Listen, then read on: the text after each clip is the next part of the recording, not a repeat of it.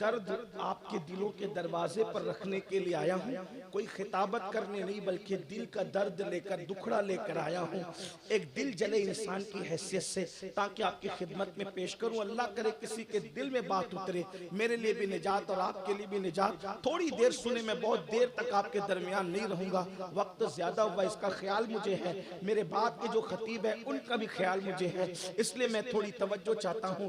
تو موت کے بعد کی زندگی بڑی خوبصورت ہے, بلکہ مرنے والا مومن اگر ہے, آقا کا وفادار ہے, تو مرتا ہے تو حضور علیہ السلام کو دیکھتے ہوئے مرتا ہے, اور قبر میں جاتا ہے تو بھی حضور علیہ السلام کو کی زیارت اس کو نصیب ہوتی ہے. اور میدان محشر میں بھی جب اٹھ کر کے جائے گا تو گویا کہ حضور کی زیارت کے لیے جائے گا. اب مجھے بتائیں, مرنا ان کی زیارت کے لیے, قبر میں ان کی زیارت کے لیے, محشر ان کی زیارت کے لیے, تو یہ کتنا سستا سودا ہے, کتنے نفع کا سودا ہے کہ مرو تو ان کی زیارت کرو, قبر میں جاؤ تو ان کی زیارت کرو, میدان محشر میں ان کی زیارت کرو. یہ مومن کی شان ہے. مگر یاد رکھنا, بات اتنی ہے کہ مومن کہلانا آسان ہے اور مومن بن جانا مشکل ہے. تھوڑی دیر میں ابھی بات ہم آگے کریں گے, لیکن یہ بات عرض کر رہا ہوں, انسان اپنی طبیعت کے مطابق آج زندگی گزار تو رہا ہے, اپنی من کی سوتا اپنی مرضی سے ہے, اٹھتا اپنی مرضی سے ہے,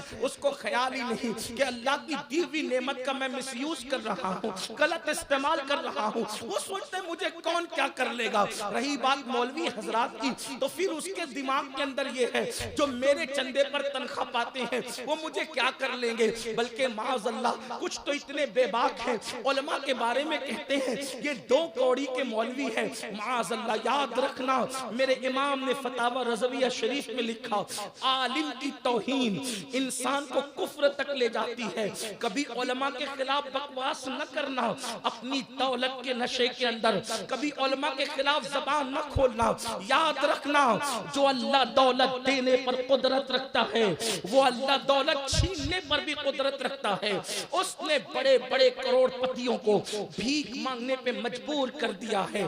یاد رکھنا, جوانی اللہ نے دی ہے تو اللہ کے غضب کو چیلنج نہیں کرنا. دولت اللہ نے دی ہے, اس کے غضب کو چیلنج نہیں کرنا. اللہ نے زندگی دی ہے, اس کے غضب کو چیلنج نہیں کرنا. اگر اپنی طبیعت سے زندگی گزار رہے ہو, اللہ کا قرآن پکار پکار کر کہہ رہا ہے, اور ہم سب کو لگام دے رہا ہے قرآن. قرآن کہتا ہے, آوارگی فکر کے ساتھ جینے والے, آوارگی تباہ کے ساتھ جینے والے, اپنی طبیعت کے مطابق زندگی گزارنے والے, سن لے, جب تک تجھے ڈھیل دی جا رہی ہے تجھے موقع غنیمت ہے, لیکن جب اللہ کی پکڑ ہوگی تو قرآن کہتا ہے, ان بطش ربک لشدید, تیرے رب کی پکڑ بڑی سخت ہے. اللہ جب کسی پر گرفت مضبوط کرتا ہے, اور قدرت جب کسی پر گرفت مضبوط کرتی ہے, اور قدرت کسی کو اپنے شکنجے میں جکڑ لیتی ہے, تو پھر اس کو توبہ کا بھی موقع نہیں دیا جاتا, اس کو توبہ کی بھی مہلت نہیں دی جاتی. رات کی تاریکیوں میں گناہ کرنے والوں, دن کے اجالے میں آوارگی کرنے والوں, حرام لقمے کو اپنے پیٹ میں ڈال کر کے حرام لقمے کی شکل میں جہنم کی آگ اپنے پیٹ میں بھرنے والوں, کیا نہیں سچ, کیا یہ نہیں سوچتے اللہ دیکھ رہا ہے. حیرت تو اس بات پر ہے, ابا دیکھیں ہم سگریٹ بھی نہیں پیتے, اور اللہ دیکھے تو انسان زنا تک کرے, انسان چوری تک کرے, انسان عورتوں پر پاپ کی نظر تک ڈالے. آئیے تھوڑی دیر ایک حدیث مبارکہ سنیں اور اس کے بعد تصور کریں اللہ کی پکڑ کیا ہے. اللہ اکبر. بڑی سادگی سے کہتے ہیں, مولانا ہمیں تو نماز کے لیے ٹائم نہیں, عبادت کے لیے ٹائم نہیں. اللہ کی پکڑ, اللہ کی پکڑ سے ڈرو. کہاں ہے فرعون کی قبر, کہاں ہے نمرود کی قبر, کہاں ہے یزید کی قبر, کہاں ہے وہ بڑے بڑے مالدار مغروروں کی قبریں اللہ نے قبروں کا نشان بھی مٹا دیا. کیا سمجھتے ہو دولت کے نشے میں اللہ کو بھولو گے, جوانی کے نشے میں اللہ کو بھولو گے؟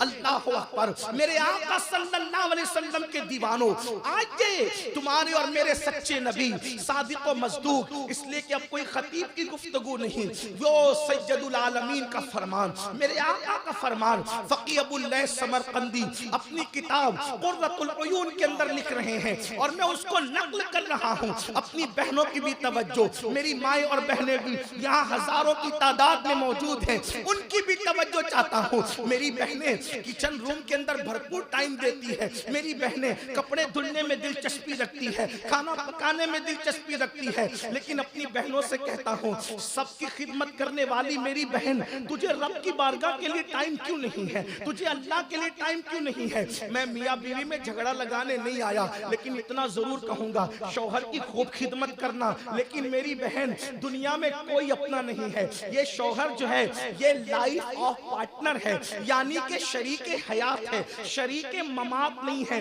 کتنا ہی وفادار شوہر ہوگا میری بہن, یاد رکھنا کتنا ہی وفادار شوہر ہوگا, جس دن تم مر جائے گی کندھا بھی دے کر رو رہا ہوگا اور دل میں سوچ رہا ہوگا اس کے بعد کون, اس کے بعد کون. اللہ اکبر. یاد رکھنا شوہر اللہ اکبر قبر تک جائے گا, قبر کے اندر نہیں جائے گا. بھائی قبر تک جائے گا, قبر کے اندر نہیں جائے گا. اللہ اکبر. بیٹے قبر تک جائیں گے, قبر کے اندر نہیں جائیں گے. قبر کے اندر جو جانے والی چیز ہے وہ صرف تمہارا عمل ہے, عمل, وہ عمل جس کے بارے میں رسول اللہ نے اپنی اہل بیت سے کہا تھا, اے نبی کی اہل بیت عمل کرنا, عمل. اس لیے کہ جس کو عمل نے پیچھے کر دیا اس کو نسب کبھی آگے نہیں کر سکتا. فرمایا اے بنو ہاشم, ایسا نہ ہو کہ قیامت کے دن لوگ عمل لے کر آئے اور تم صرف نسب لے کر آؤ. آقا نے اپنے گھر والوں کو کہا تھا عمل کرنا, عمل. اللہ اکبر. اور پھر نبی کے گھر والوں نے حضور کے فرمان کا کتنا خیال کیا کہ خاندان نبوت میں جیسے عمل والے ہوئے ویسے عمل کا تصور اور خاندان کے لوگ خواب میں بھی نہیں دیکھ سکتے.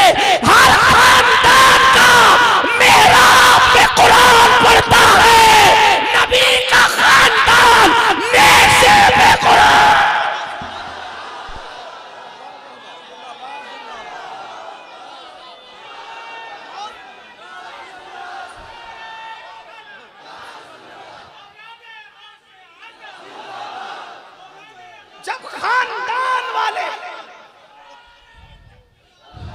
جب خاندان والے اتنے باعمل ہیں تو در والوں کو کتنا باعمل, گھر والے اتنے باعمل ہیں. لیکن یہاں حال یہ کہ در گھر والے تو لرزہ برندام ہے, نانا کی بات سن کے, بابا کی بات سن کے, اور در والے اتنے بے باک ہو گئے, کہتے ہمیں تو قرآن پوری زندگی نہ اٹھائیں گے, قرآن پوری زندگی نہ اٹھائیں گے, نہیں پڑھیں گے قرآن کبھی, اور سوچیں گے ہم جنتی نہیں تو کون. میں نے کہا جو جنتی جوانوں کا سردار تھا اس نے تعلیم دیا جو نبی والا ہوگا وہ قرآن کا دامن کبھی نہیں چھوڑ سکتا. ہمارا تعلق ہمارے جسم سے ٹوٹ سکتا ہے. امام علی مقام کا پیغام, اگر 10 دن کے کربلائی ہو تو ایسے 10 دن کے رسمی کربلائیوں سے میری کوئی گفتگو نہیں ہے. کیا بات ہے. اس لیے کہ ہم 10 دن میں کپڑے بدل کر حسینی بننے والے لوگ نہیں ہیں کہ 10 دن میں کپڑے کا رنگ بدل کر حسینی ہو جائے. کپڑے کا رنگ حسینی نہیں بناتا بلکہ عمل کا رنگ حسینیت کی طرف لے کر کے جاتا ہے. 10 دن کے حسینی نہ بنو, یہ مکاری ہے. لمحے لمحے کے حسینی بنو, پل پل کے حسینی بنو, ساتھ ساتھ کے حسینی بنو.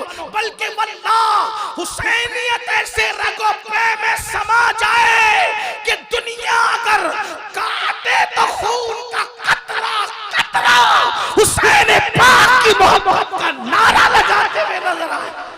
لیکن یہ حسینیت کیا ہے؟ یہ ہاتھوں کے نعرے حسینیت نہیں ہے، یہ ہاتھوں کے کڑے حسینیت نہیں ہے، یہ زبانی دعوے حسینیت نہیں ہے۔ حسینیت تو یہ ہے کٹا ہوا سر قرآن پڑھ رہا ہے۔ آپ سے پوچھنا چاہتا ہوں نیزے پر قرآن سنانے کا مطلب کیا ہے؟ نیزے پہ قرآن کہ میرا جسم کا تعلق تو میرے سر سے کٹ سکتا ہے لیکن قرآن سے ہمارا تعلق نہیں کٹ سکتا۔ دیارے مدینہ کانفرنس میں آنے والوں پوچھتا ہوں قرآن سے اپنا کیا تعلق ہے؟ آپ سے پوچھتا ہوں قرآن سے کیا تعلق ہے؟ صرف آپ اپنے آپ میں سوچو، میں آپ کو ذلیل کرنے نہیں آیا، میں آپ کو کہ ہاتھ اٹھوا کے پوچھوں کہ قرآن کب پڑھا تھا نہیں۔ آپ کی عزت ہمارے لیے بہت قیمتی، ہمارے آقا کے امتی ہونا، میرے نبی نے اپنی امتی کی عزت کعبے سے افضل بتائی ہے۔ آپ میرے آقا کے غلام ہو، اس لیے ہاتھ اٹھوا کے ذلیل نہیں کروں گا، لیکن اپنے من میں ڈوب کر پا جا سراغ زندگی، تو اگر میرا نہیں بنتا نہ بن، اپنا تو بن۔ آج سے پہلے قرآن کو کب اٹھایا تھا وہ سوچو، پڑھنے کے لیے، تلاوت کے لیے، اپنے آپ میں ڈوب کر سوچو کب اٹھایا تھا قرآن پڑھنے کے لیے۔ بڑی معذرت کے ساتھ اگر قرآن نہیں اٹھایا تو پھر تم اس لیے کہ ہمارے نزدیک، حالانکہ عنوان نکل آیا ہے تو بات بس کروں لیکن میرا عنوان دوسرا ہے، ہمارے نزدیک حسین صرف کسی 5-6 فٹ کی قد کی ذات کا نام نہیں ہے، ہمارے نزدیک حسین مکمل ایک نظریے کا نام ہے۔ قد کا نام کیونکہ کچھ شخصیت ایسی ہوتی ہے کہ وہ شخصیت نہیں ہوتی بلکہ وہ نظریہ بن جاتی ہے۔ امام حسین ایک نظریے کا نام ہے، ٹھیک؟ اور پھر پلٹ کر ایک بات اور عرض کروں، علماء کی موجودگی میں سبق سنانے کی نیت سے، یزید بھی کوئی 5-6 فٹ کے انسان کا نام نہیں ہے، صرف یزیدیت بھی ایک نظریے کا نام ہے۔ دو نظریے، اگر آپ قد کو صرف حسین مانتے ہیں تو پھر کربلا کی جنگ میں جیتا کون اور ہارا کون، اس پہ سوالیہ نشان کھڑا ہو جائے گا۔ کیا بات ہے؟ اگر صرف ذات مانتے ہیں تو پھر جنگ میں کون جیتا یہ سوالیہ نشان کھڑا ہوگا۔ اگر کوئی اس پر بات کرنا چاہے تو میں کوئی مناظر تو نہیں ہوں، ایک طالب علم میں بات کر سکتا ہوں کہ جو کٹ جائے وہ کیسے جیتا، جو لٹ جائے وہ کیسے جیتا، جس کے خیمے بھی جل گئے وہ کیسے جیتا، اور جو محل میں بیٹھا وہ کیا بات ہے حضرت وہ کیسے ہارا۔ تو ماننا پڑے گا کہ امام حسین صرف ایک ذات کا نام نہیں، نظریے کا نام ہے۔ توجہ کرنا، نظریے کا نام ہے، نظریہ ہے حسین۔ اور یزید بھی صرف ذات کا نام نہیں ہے، صرف کہہ رہا ہوں ذات کا نام نہیں، نظریے کا نام ہے۔ تو اب جیتا کون کربلا کی جنگ میں؟ تو اپنے بیگانے سب کہتے ہیں حسین جیتے۔ کیوں جیتے؟ اس لیے کہ آج یزید کا نظریہ لے کر کوئی ممبر نہیں لگتا، جب بھی ممبر لگتا ہے تو نظریہ حسین لے کر سینہ تان کر میدان میں، سینہ تان کر میدان میں کوئی نظریہ یزید بیان نہیں ہوتا، سینہ تان کر میدان میں نظریہ حسین بیان ہوتا ہے۔ تو پتا چلا جس کا نظریہ زندہ ہے وہ بھی زندہ ہے اور وہ جیتا ہوا ہے، اور جس کا نظریہ مٹی میں مل گیا ہے وہ ہارا ہوا ہے، وہ بھی مٹی میں مل گیا ہے۔ لیکن ایک بات کہوں گا، آپ کس کے ساتھ کھڑے ہیں؟ آپ کس کے ساتھ کھڑے ہیں؟ اگر برا نہیں مانے تو میں مظفر پور والوں سے کہوں گا آپ کس کے ساتھ؟ ایک نظریہ ہے کٹ کے بھی قرآن پڑھنا، نیزے پہ قرآن پڑھنا ایک نظریہ ہے۔ دنیا چھوڑ دیں گے قرآن نہیں چھوڑیں گے، دنیا چھوڑیں گے قرآن نہیں چھوڑیں گے۔ دوسری طرف نظریہ ہے قرآن چھوڑ دیں گے شراب نہیں چھوڑیں گے۔ یہ دو نظریات ہیں، ایک نظریہ حسین اعظم، ایک نظریہ یزید پلید ملعون۔ اب آپ سے پوچھتا ہوں آپ کس کے ساتھ کھڑے ہیں؟ زبان سے نہیں پوچھوں گا، کیا سوال، پھر ہاتھ بھی نہیں اٹھواؤں گا کیونکہ آپ اس سے بہتر ہے میری نظر میں ہاتھ نہیں اٹھاؤں گا، ذلیل نہیں کروں گا، لیکن اتنا کہوں گا آپس میں ڈوب کر سوچو، گھر جا کے سوچنا، نظریہ حسینیت کے ساتھ کھڑے ہو قرآن کو لے کر، یا شراب میں ڈوب کر نظریہ یزید کے ساتھ کھڑے ہو۔ اگر اللہ کی جھوٹی قسم دولت کے لیے کھا رہے ہو تو حسین پاک کے ساتھ کھڑے ہو یا یزید کے ساتھ کھڑے ہو نظریاتی اعتبار سے۔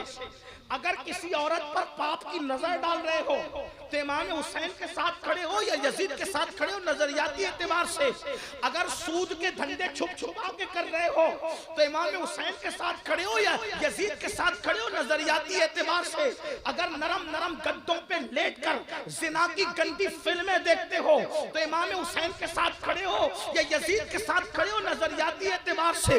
آپ سے پوچھنا چاہتا ہوں، یاد رکھنا میرے عزیز، حسینیت اتنی سستی نہیں ہے یا بچوں کا کھیل نہیں ہے یا کوئی جھنجھنا نہیں ہے کہ جو چائے اٹھا لے اور 2-4 گلاس شربت کسی کو حسینیت کا سرٹیفکیٹ دے دے۔ حسینیت کا سرٹیفکیٹ شربت کے گلاسوں سے نہیں ملتا۔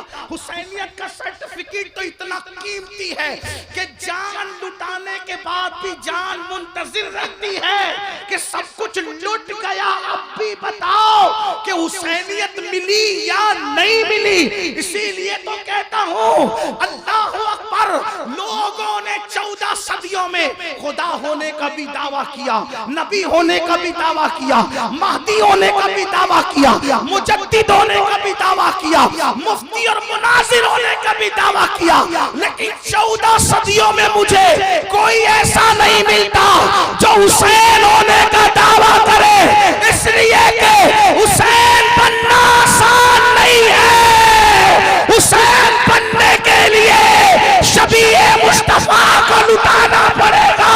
حسین بننے کے لیے 6 مہینے کے معصوم کو تڑپانا پڑے گا۔ حسین بننے کے لیے مدینہ جیسے شہر کو چھوڑنا پڑے گا۔ حسین بننے کے لیے خیمے بھی چلوانے پڑیں گے۔ حسین بننے کے لیے 7 سال کی شہزادی کے چہرے پہ تماچے بھی کھلوانے پڑیں گے۔ حسین بننے کے لیے لاش پہ گھوڑے بھی دوڑانے پڑیں گے۔ اللہ اکبر، لوگ جھوٹے نبی تو بنے، لوگوں نے جھوٹے خدا ہونے کا دعویٰ تو کیا، لیکن آج بھی لوگوں نے جھوٹا دعویٰ حسین ہونے کا بھی نہیں کیا، کیونکہ لوگ پوچھیں گے اگر تو حسین ہے لا علی اکبر کہاں ہے؟ اللہ اکبر، اللہ اکبر، لا علی اصغر کہاں ہے؟ لا سکینہ کہاں ہے؟ لا حسن جیسا بھائی کہاں ہے؟ اور لا فاطمہ جیسی امی کہاں ہے؟ نعرہ تکبیر، نعرہ رسالت، عظمت اہل بیت، ذکر امام حسین، ذکر مولا حسین، ذکر مولا حسین، یا حسین، یا حسین، یا حسین، آمد اولاد حسین۔